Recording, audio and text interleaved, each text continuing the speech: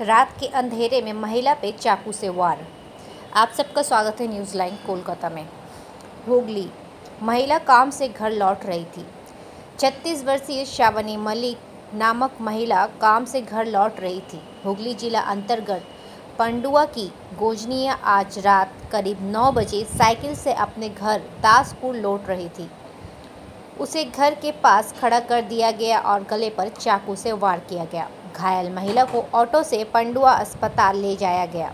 वहां से चुड़चुड़ा को पुलिस द्वारा इमामबाड़ा अस्पताल ले जाया गया।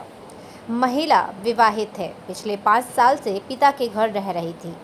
पुलिस की प्रारंभिक धारणा है कि चाकू का इस्तेमाल लूटपाट के मकसद से किया गया है, किसी अन्य कारण से नहीं। महिला ने पुलिस से दावा किया कि वो आरोपी को नहीं पहचान सकती। महिला के पिता रबी मलिक ने कहा कि लड़की काम से घर लौट रही थी, तभी किसी ने उसे पीछे से चाकू से वार किया। लड़की ने उसे नहीं पहचाना। पुलिस को शक है कि इस घटना से किसी जानकारी का ही हाथ है। पांडुआ थाने की पुलिस इस मामले की पूरी तहकीकात कर रही है। মানে কি হয়েছিল? কাজ থেকে ফিরছিল, রাস্তায় ধরে মানে কে মেরেছে জানা যাচ্ছে? সেরকম কিছু বুঝতে পারছি মেয়ে না। চিনতে পারছে না? মেয়ে যখন চিনতে পারিনি, আমরা তো বাড়িতে ছিলাম, আমাকে একজনকে খবর দিল, তারপরে দেখি যে এরকম মানে কি অবস্থায় দেখলেন মেয়েকে তখন গিয়ে? যখন এই তখন ওই রাস্তার লোকে একটা অটো যাচ্ছিল, সে আমার বউ ছেলে নিয়ে বাড়ি যাচ্ছিল, সে দোকানে নামিয়ে রেখে এবার হসপিটাল নিয়ে আসছে। আমি সেই অবস্থাতে গাড়িতে উঠলাম, নিয়ে চলে এলেন? হ্যাঁ, এবার পান্ডু হসপিটালে গেলাম, ওখান থেকে ট্রান্সফার করে এখানে পাঠিয়ে দিয়েছে। নামটা কি? আমার নাম রবি মালিক। রবি মালিক রবি মালিক। আর মেয়ের নাম? মেয়ের নাম শ্রাবণী মালিক। শ্রাবণী মালিক। এখন একটু ভালো আছে, সেলাইন দিয়েছে, ভর্তি করলাম। মানে কি দেখলেন? দেখলাম বলতে আমি তো বাড়িতে ছিলাম, রাস্তায় ঘটনা ঘটেছে, যে আমাকে ইনি খবর দেয় গিয়ে, উনি একদিন আমাকে খবর পেয়ে আমি সেই অবস্থায় উঠে চলে আসি, এসে হসপিটাল নিয়ে এলাম রাস্তা থেকে। এইটুখানি। মেয়ে তো বলছে কাউকে আমি আইডিয়া করতে পারছি বা চিনতেও পারছি না। এই মেয়ে কি আপনার কাছে থাকতো? হ্যাঁ, আমার কাছেই থাকে। মানে বিয়ে কতদিন হয়েছে? বিয়ে বছর 15-16। আর জামাইয়ের কাছে কি থাকতেন না? জামার কাছে থাকতো, এখন একটু মাঝখানে একটু অশান্তি, এখন বছর 4-5 আমার কাছেই আছে। মানে 4-5 ধরে? মেয়েগুলো যাওয়া আসা করে। মেয়ে কোন ফ্যাক্টরিতে কাজ করে? মেয়েটা বেলুড়ে কোন ফ্যাক্টরির নামটা তো বলতো না, বেলুড়ে থাকে এইটুখানি।